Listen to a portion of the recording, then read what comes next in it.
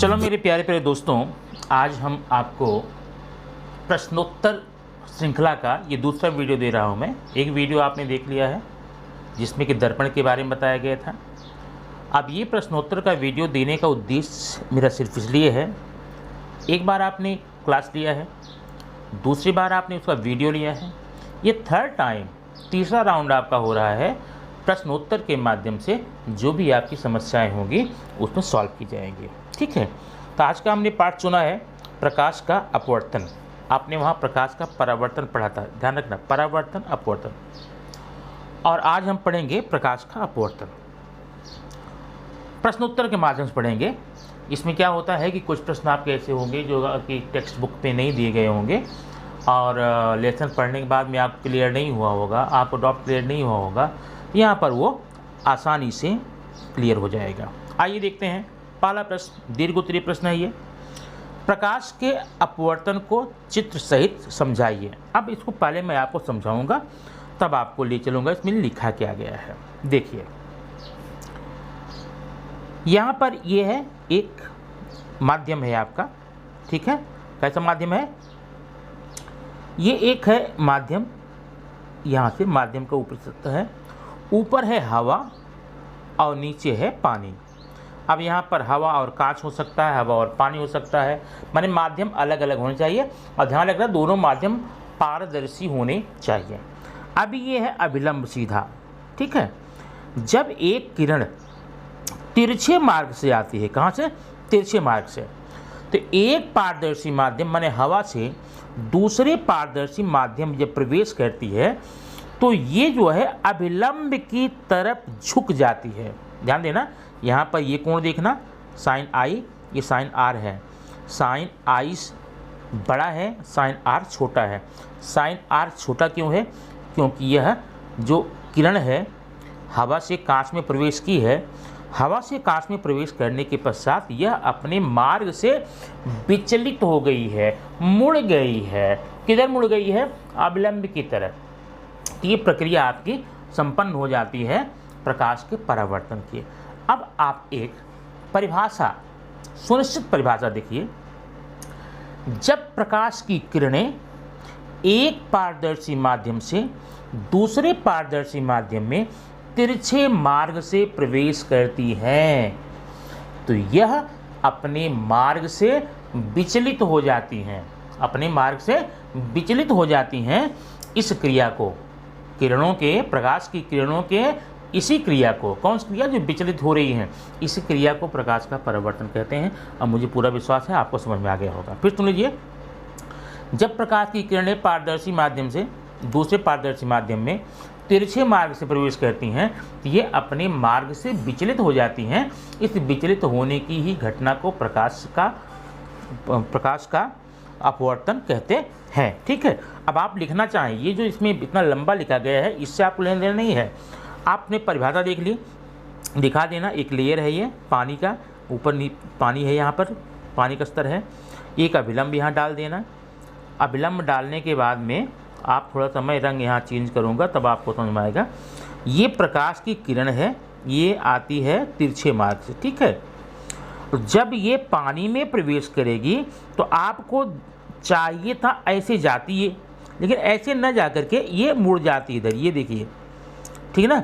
इस मुड़ने की क्रिया को ही, मुड़ने को हम कौन सा वर्ड यूज़ किए हैं? विचलन। विचलित होने की क्रिया को ही प्रकाश का अपवर्तन कहते हैं, ठीक है।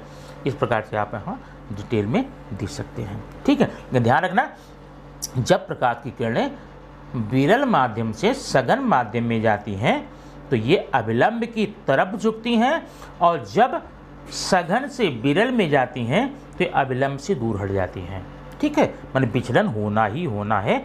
इस प्रकार से आपने यहाँ पर देख लिया कि प्रकाश का परावर्तन किसे कहते हैं, सॉरी, प्रकाश का अपवर्तन किसे कहते हैं। फिर सुन लो, जब प्रकाश की किरणें एक माध्यम से दूसरे माध्यम में तिरछे मार्ग से, याद रखना, तिरछे मार्ग से जाती हैं तो इनके मार्ग में विचलन हो जाता है, ये अपने मार्ग से विचलित हो जाती हैं। इस विचलित होने की घटना को ही हम प्रकाश का अपवर्तन कहते हैं, ठीक है। आइए हम अगले क्वेश्चन आप दिखाते हैं। क्वेश्चन नंबर 2, निरपेक्ष अपवर्तनांक या सापेक्ष अपवर्तनांक को समझाइए। ठीक है, आप जरा देखिए, बड़ा अच्छा है। अब उसके लिए भी हम आपको यहाँ पर फिगर एक बना देते हैं। देखिए, ये एक पारदर्शी माध्यम है, ठीक है, कांच है, ये अभिलंब है, ये आपतित किरण है और ये वर्तित किरण है, अपवर्तित। ठीक है, यहाँ पर जब प्रकाश की किरणें एक माध्यम दूसरे माध्यम प्रवेश करती हैं, देखिए यहाँ पर कोई कोण बनता है, इसको बोलते हैं साइन आई, साइन आई, इसे बोलते हैं साइन आर। ठीक है, आपतन कोण के और परावर्तन कोण के अनुपात को हम अपवर्तनांक या केवल अपवर्तनांक कहते हैं। बात समझ में आ रहा है? सीधे पर बात आप याद रखिए, ये जो लिखा गया है इस पर मत जाइए। क्या बोलेंगे? आपतन कोण और अपवर्तन कोण के अनुपात को अपवर्तनांक कहते हैं। ये परिभाषा आपकी हो गई, यहाँ पर दिखा सकते हैं। नेक्स्ट क्वेश्चन देखिए, क्रांतिक कोण से आप क्या समझते हैं? अब पूर्ण आंतरिक परावर्तन क्या होता है समझाइए। आप बताइए। पहले क्रांतिक कोण देखिए, आपको इतनी डिटेल में नहीं लिखना है, छोटा क्वेश्चन बता रहा हूँ, उसको देखिए। क्रांतिक कोण क्या होता है, आप जरा एक यहाँ पर एग्जाम्पल देखिएगा फिगर के माध्यम से। अभी ये देखिए, ये अभिलंब है। जब प्रकाश की किरण यहाँ पर, ये है विरल माध्यम, हवा है, एयर है, ये ग्लास है, कांच है या पानी है। तो जब यहाँ पर ये है आपतन कोण और ये है अपवर्तन कोण, तो यहाँ पर देखिए अपवर्तन कोण का मान जो है आपतन कोण से कम है, या यूँ कह लो आपतन कोण का मान अपवर्तन कोण से ज़्यादा है। लेकिन अब ज़रा ध्यान देना, अगर हम आपतन कोण का मान बढ़ाते जाएं तो क्या होगा? अपवर्तन कोण का भी मान धीरे धीरे धीरे धीरे बढ़ता जाएगा, पक्का। ठीक है, माने रहेगा छोटा ही, अपवर्तन कोण का मान आपतन कोण के मान से छोटा रहेगा जब विरल से सघन मान रहे हैं। लेकिन इतना है कि जैसे जैसे जैसे जैसे हम आपतन कोण का मान बढ़ाते जाएंगे वैसे वैसे अपवर्तन कोण का मान क्या होगा? भी बढ़ता जाएगा। ठीक है, लेकिन एक स्थिति ऐसी आ सकती है, क्या आ सकती है? कि आपतन कोण का मान 90 हो जाएगा। कितना? 90। ठीक है, तो जिस समय आपतन कोण का मान 90, तो अपवर्तन कोण का मान 90 हो जाएगा, 90 हो जाएगा, उस समय जो भी कोण होगा आपतन, जितना भी मान होगा, उसको हम क्रांतिक कोण कहते हैं और उसको हम सी से दिखाते हैं। किससे? सी से। अब समझ फिर से परिभाषा। आपतन कोण का वह मान, आपतन कोण का वह मान जिसके लिए अपवर्तन कोण का मान 90 डिग्री हो जाए, 90 हो जाए, उस आपतन कोण को हम क्रांतिक कोण कहते हैं और इसको हमेशा हम किससे दिखाते हैं? सी से दिखाते हैं। ठीक है, अब आगे यहाँ पर है, यहाँ पर पूर्ण आंतरिक परावर्तन क्या होता है? जब प्रकाश की किरणें किसी पारदर्शी माध्यम में यहाँ प्रवेश करती हैं, यहाँ पर, ठीक है, तो ये क्या होता है कि इनकी कुछ किरणों का अपवर्तन हो जाता है। क्या? यहाँ पर कुछ किरणों का परावर्तन हो जाता है, मैंने उसी माध्यम में जाते हैं। अब यहाँ ध्यान देना, परावर्तन बोल रहा हूँ मैं, उसी माध्यम में चली जाती हैं, लेकिन अब कुछ किरणें बाहर निकल जाती हैं। ऐसी स्थिति में जब केवल कुछ किरणें यहाँ पर परावर्तित होती हैं, ऐसी किरणों को हम आंशिक परावर्तन कहते हैं। क्या? आंशिक आंतरिक परावर्तन कहते हैं।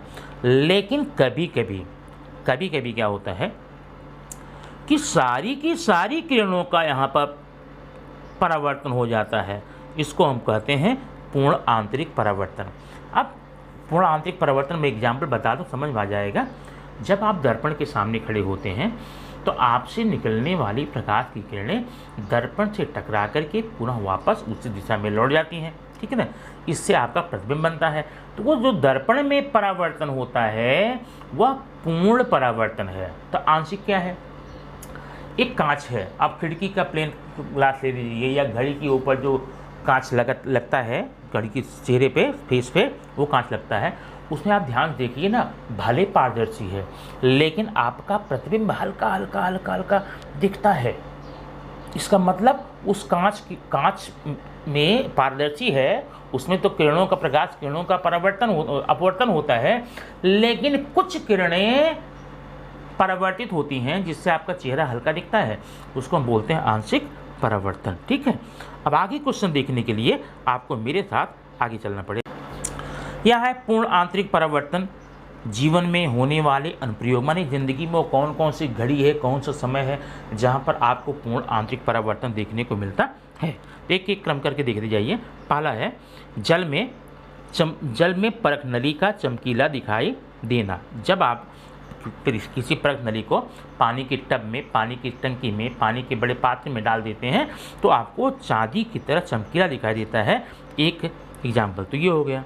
दूसरा है कांच में पड़ी दरार। अभी कांच का कोई डिब्बा है, कांच का कोई बर्तन है, उसमें दरार पड़ जाती है, चटक जाता है तो चमकता है वो दरार है।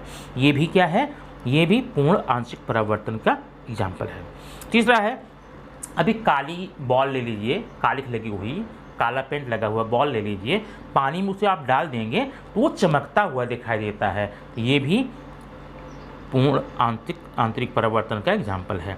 हीरे का चमकना, आपको जब एग्जाम में लिखना होगा तो आप ऐसे ही लिखेंगे, एक एक पॉइंट डालकर एक लाइन। हीरे का चमकना भी एग्जाम्पल है। रेगिस्तान में मरीचिका, जरा ध्यान दीजिए, बड़ा इंपॉर्टेंट क्वेश्चन है ये। आपको वैज्ञानिक कारण में जब आएगा 3 नंबर का प्रश्न आता है। मृग मरीचिका किससे आप समझते हो, या रेगिस्तान में मरीचिका क्या समझते हो, यह कैसे बनती है?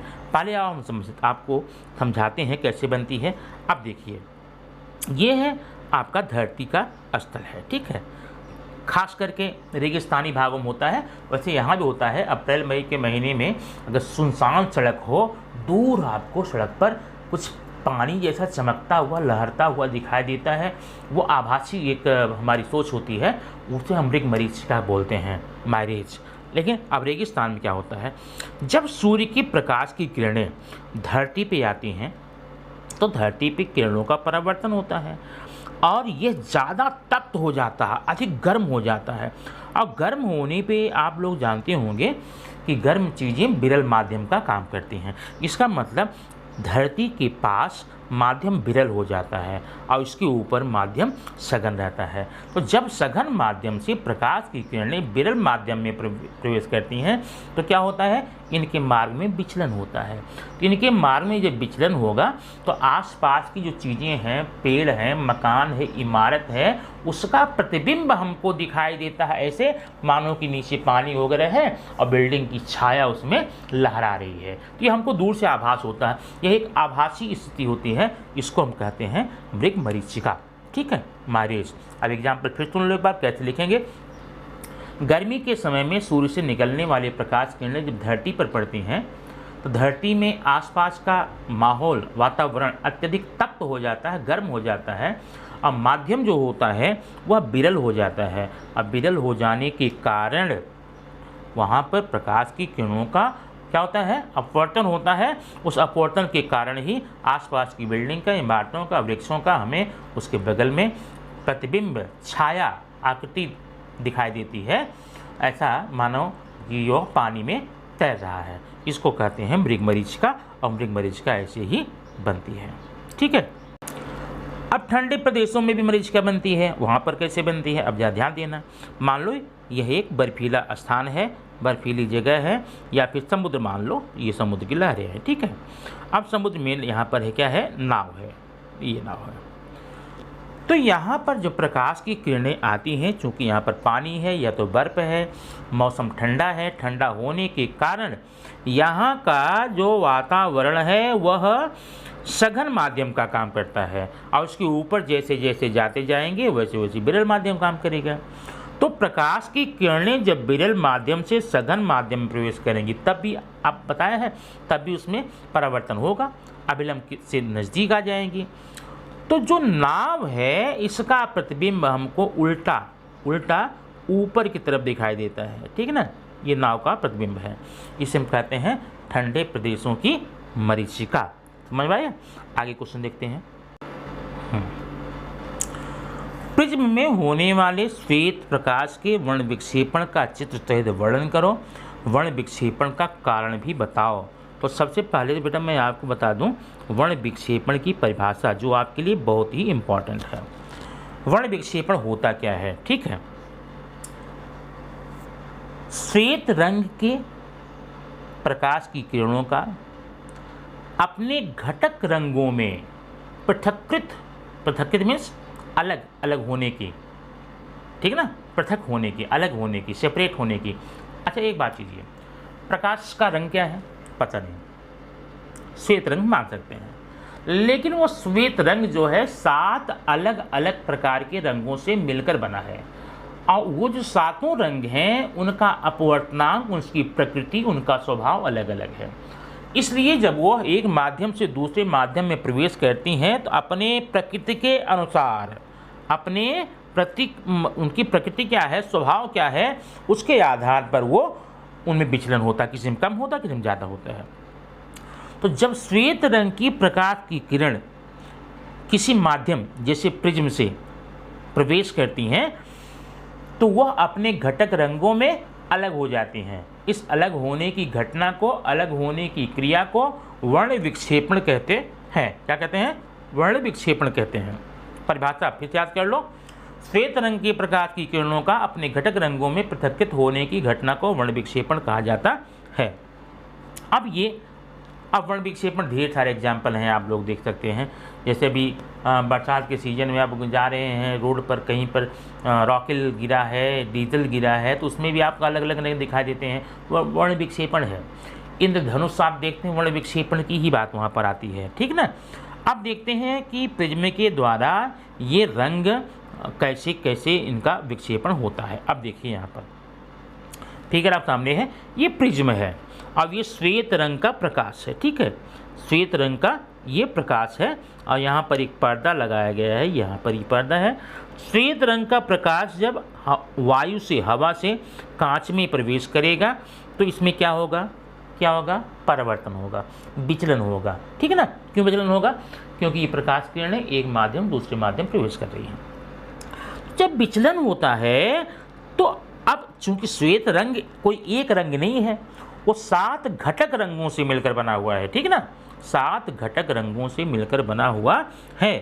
तो इसलिए वह अपने, चूँकि उनकी प्रकृति अलग होने के कारण अलग अलग दिशा में सबसे कम प्रकीर्णन किसका होता है? विचलन किसका होता है? लाल रंग का। लाल रंग का विचलन सबसे कम होता है, इसलिए सीधी निकल गई। अब जैसे जैसे नीचे जाते जाएंगे वैसे वैसे इनका विचलन बढ़ता जा रहा है। माने लाल से ज़्यादा नारंगी का है, नारंगी से ज़्यादा पीला का है, पीला ज़्यादा हरा का है, हरा से ज़्यादा हरा, और उसके बाद यहाँ पर नीला का है, फिर आसमानी का है, बैंगनी का। इसका मतलब सबसे ज़्यादा विचलन किस में होता है? बैंगनी रंग में होता है। सबसे कम किसका होता है? लाल रंग का होता है। इस प्रकार से क्या होता है, इसका वर्णक्रम किसे कहते हैं? घटक रंगों के रंग विन्यास को, विन्यास में लगाव को हम वर्णक्रम कहते हैं या स्पेक्ट्रम कहते हैं। नाम याद करने के लिए यहाँ पर आप ध्यान दो कि ये वेबग्योर, ठीक है ना, वेबग्योर है, VIBGYOR। अब कहते हैं V फॉर वायलेट, ठीक है ना, बैंगनी, I फॉर इंडिगो, आसमानी, B for blue, Neela, G for green, हरा, Y फॉर येलो, पीला, O फॉर ऑरेंज, और R फॉर रेड। इस प्रकार से रंगों के विन्यास को हम वर्णक्रम का नाम देते हैं, ठीक है। अगला प्रश्न है, प्रकाश के प्रकीर्णन माने फैलाव, बिखराव, स्कैटरिंग ऑफ द लाइट। प्रकाश के प्रकीर्णन से क्या समझते हो? पहले परिभाषा आप देख लीजिए। वायुमंडल में ढेर सारे प्रकार के छोटे छोटे कण हैं। वायु के कण हैं, वाष्प के कण हैं, विभिन्न प्रकार के गैसेस हैं, और ये गैसेस के कण जो होते हैं वह रंगों को बिखेरने का काम करते हैं। और ध्यान रखना, जो सबसे बारीक, सबसे छोटी, सबसे स्मॉल पार्टिकल्स होंगे, कण होंगे, वो नीले रंग का प्रकीर्णन करते हैं, जबकि बड़ी आकार के जो कण होते हैं वो सफ़ेद रंग को माने बिखराव करते हैं, ठीक है। तो अब परिभाषा आपकी हो गई, क्या हो गई प्रकार कि वायुमंडल में विद्यमान छोटे छोटे बारीक कणों द्वारा रंगों को, सूर्य के प्रकाश की किरण के रंगों को विभिन्न दिशाओं में, 4 दिशाओं में चारों तरफ बिखेरने की क्रिया को वर्ण विक्षेपण, प्रकाश का प्रकीर्णन कहते हैं। अब जरा इस प्रकीर्णन से संबंधित ढेर सारे आपको वैज्ञानिक कारण के प्रश्न मिलेंगे। खतरे का जो निशान होता है, जितने भी खतरे निशान होते हैं, सिग्नल होते हैं, वो लाल रंग के ही क्यों होते हैं? अब जरा सोचिए ध्यान से। इसका कारण यह है कि लाल रंग का प्रकीर्णन सबसे कम होता है, बराबर है। लाल रंग का प्रकीर्णन सबसे कम होने के कारण ये अधिक दूरी को तय कर सकते हैं।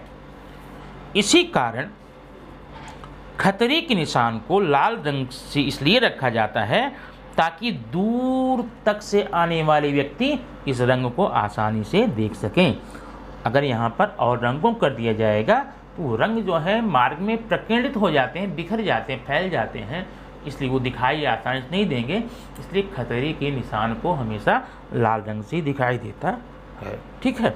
अब आगे का है, सूर्योदय एवं सूर्यास्त के समय सूर्य का लाल दिखाई देना। अब प्रश्न आएगा, शाम के समय और सुबह के समय में सूर्य लाल रंग का क्यों दिखता है? अब इसका प्रश्न ध्यान सुनिए। इसका प्रश्न उत्तर ये है, सूर्योदय और सूर्यास्त के समय सूर्य क्षितिज पे रहता है। कहाँ? क्षैतिज पर रहता है, और वह प्रेक्षक से, प्रेक्षक जो हम देख रहे हैं उनको, हम प्रेक्षक हो गए, वह प्रेक्षक से अधिकतम दूरी पर होता है। तो सूर्य से निकलने वाली ढेर सारी प्रकाश की किरणें मार्ग में ही दूरी अधिक होने के कारण वह प्रकीर्णित हो जाती हैं, अलग अलग दिशाओं में बढ़ जाती हैं, विभक्त हो जाती हैं, इसलिए वो हम तक नहीं पहुंचती। लेकिन लाल रंग का प्रकीर्णन सबसे कम होता है, इसलिए वह हम तक पहुंच जाती है। यही रीजन है सुबह या शाम के समय सूर्य लाल दिखाई देता है। या प्रश्न आपको मिल सकता है कि सुबह और शाम के समय में आसमान ललछाओं क्यों दिखाई देता है? ये सारे प्रश्न उत्तर आप ऐसे ही यहाँ पर लिखेंगे। क्वेश्चन नंबर अगला है, आकाश का रंग नीला क्यों दिखाई देता है? अब इसको ध्यान सुनिए। आकाश का रंग नीला इसलिए दिखाई देता है क्योंकि वायुमंडल में ढेर सारे प्रकार के धूल के कण हैं, वाष्प के कण हैं, ढेर सारी गैसें हैं, बड़े बहुत ही बारीक कण हैं।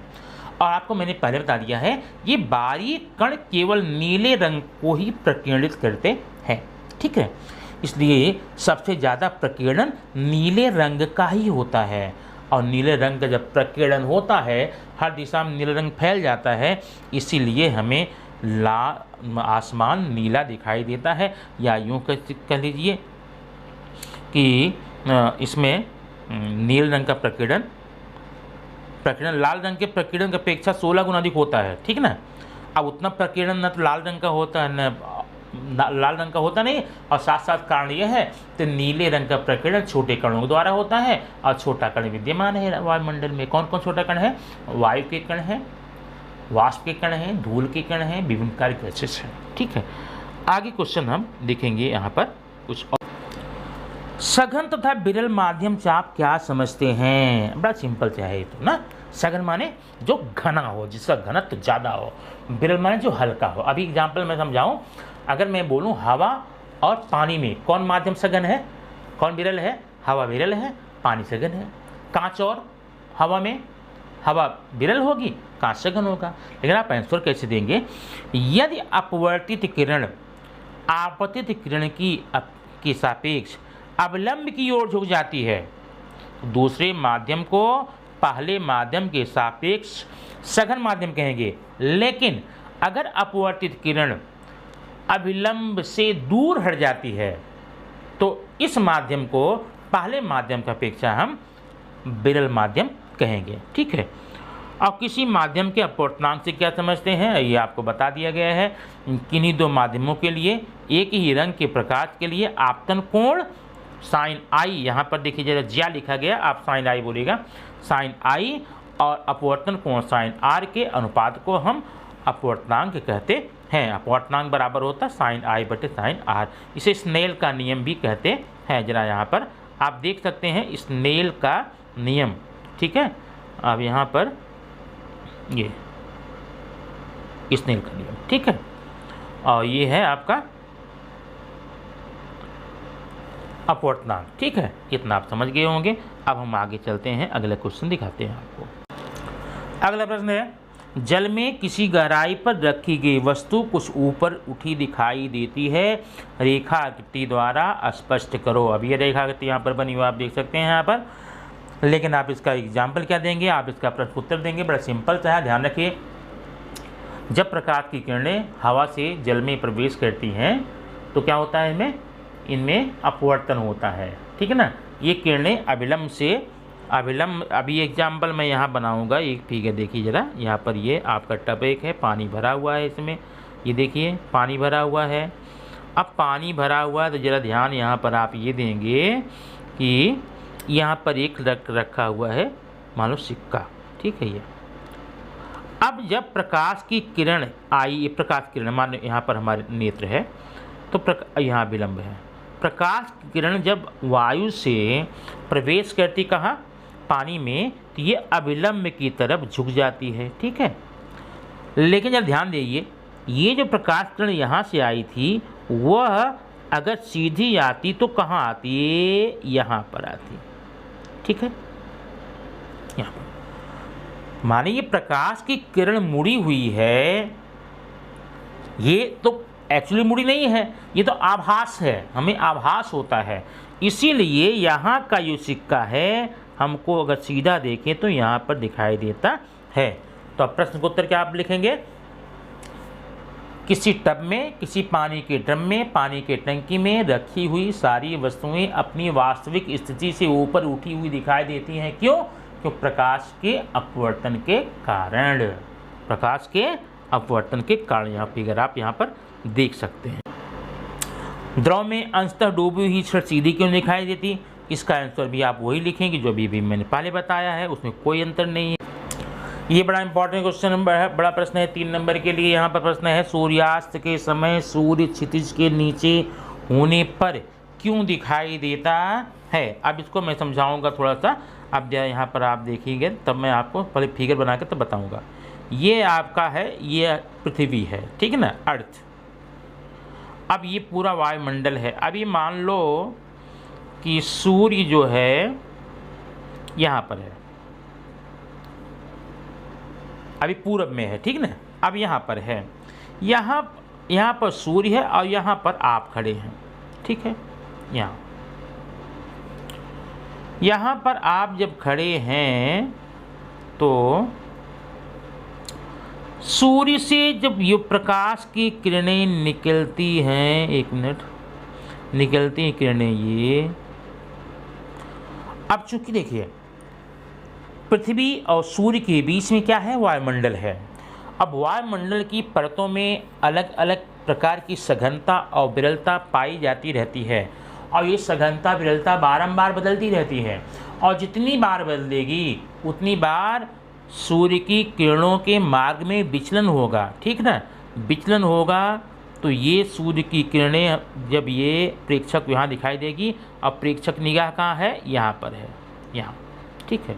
तो एक्चुअली होता क्या है कि सूर्य हमको यहाँ दिखाई देता है ऊपर, ठीक है, यहाँ। क्यों? आभासी कारण, ये आभासी स्थिति है, और ये सूर्योदय के 2 मिनट पहले ही दिखाई देने लगता है। तो इसका मतलब सूर्योदय से 2 मिनट पहले ही क्षितिज पर दिखाई देता है, जबकि वह आभासी स्थिति होती है। क्यों? अपवर्तन के कारण। वही स्थिति सूर्यास्त के समय भी होती है।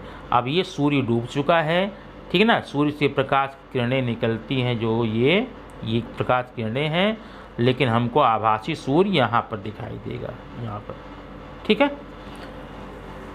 अब ये प्रश्न आपका हो गया। अगला प्रश्न है, पूर्ण आंतरिक परावर्तन क्या समझते हैं। इसको मैं आपको यहाँ पर बता चुका हूँ, फिर देख लीजिए।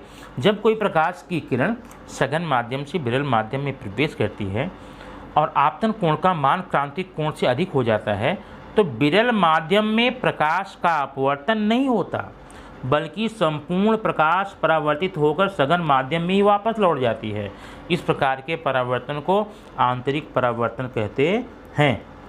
और आंतरिक परावर्तन होने के 2 नियम हैं। पहला है, प्रकाश का गमन सघन माध्यम से विरल में होना चाहिए। दूसरा, सघन माध्यम में आपतन कोण का मान विरल माध्यम के सापेक्ष सघन माध्यम के क्रांतिक कोण से अधिक होना चाहिए। ठीक ना। अब बोला है अगला प्रश्न, छोटे छोटे प्रश्न अब आपके फिर आ गए हैं, इसको मैं बता चुका हूँ। प्रकाश का अपवर्तन क्या है? जब प्रकाश की किरणें एक माध्यम से दूसरे माध्यम से तिरछे मार्ग से प्रवेश करती हैं तो वह अपने मार्ग से विचलित हो जाती हैं, इसे कहते हैं प्रकाश का अपवर्तन। अपवर्तनांक का प्रकाश की चाल से क्या संबंध है? ये हो चुका है।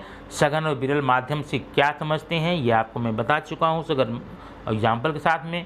अब यहाँ पर कुछ रंगों के अलग अलग रंगों के तरंग दैर्घ्य दी गई हैं। अब ये तालिका चार्ट आप सामने है, देखकर याद कीजिए। सबसे कम तरंग दैर्घ्य क्या किसकी होती है? बैंगनी रंग की होती है। और सबसे ज़्यादा किसकी होती है? लाल रंग की। बैंगनी की कितनी होती है? 4000 अक्षांश से 4300 तक, जबकि लाल रंग के प्रकाश का 6400 से 78 तक। सूर्योदय एवं सूर्यास्त समय सूर्य लाल क्यों दिखाई देता है? अब यहाँ आपको बताया जा चुका है।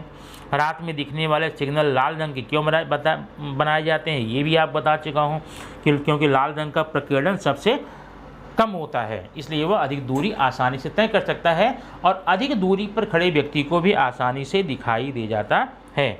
चंद्रमा के तल से देखने पर आकाश का रंग कैसे दिखाई देगा? अब चूँकि देखो अब यहाँ प्रश्न ध्यान देना, चाहे चंद्रमा पूछे चाहे अंतरिक्ष पूछे, दोनों को उत्तर सेम देना। अब चंद्रमा या अंतरिक्ष में वायुमंडल का अभाव है और वायुमंडल का अभाव होने के कारण वहाँ पर सूर्य के नीले रंग का प्रकीर्णन या किसी रंग का प्रकीर्णन होता ही नहीं है। और जब प्रकीर्णन नहीं होता है सूर्य के रंग क्या होंगे? फैलेंगे नहीं, बिखरेंगे नहीं, और जो बिखरेंगे नहीं तो वहाँ से हमें आसमान काले रंग का दिखाई देता है। ठीक है ना। अंतरिक्ष से आसमान, अब ये तो हो सकता है अब प्रश्न कारण में कि अंतरिक्ष से आसमान काला क्यों दिखाई देता है? अंतरिक्ष में वायुमंडल का अभाव है, इसलिए वहाँ पर सूर्य की प्रकाश की किरणों का प्रकीर्णन नहीं होता, इसलिए आसमान वहाँ पर काला दिखाई देता है। ठीक है। इस प्रकार से आपके सारे प्रश्न उत्तर यहाँ पर हो गए हैं। अब ये आप अगर समझ गए होंगे, बड़ा इंपॉर्टेंट क्वेश्चन है, वैज्ञानिक कारण इसमें आता ही आता है। एक बार दो बार सुनिए, आप वीडियो को पूरा देखिए, आपका लेसन कंफर्म हो जाएगा। अगला वीडियो मैं जल्दी ही दूंगा अगले लेसन पर। Okay, thank you.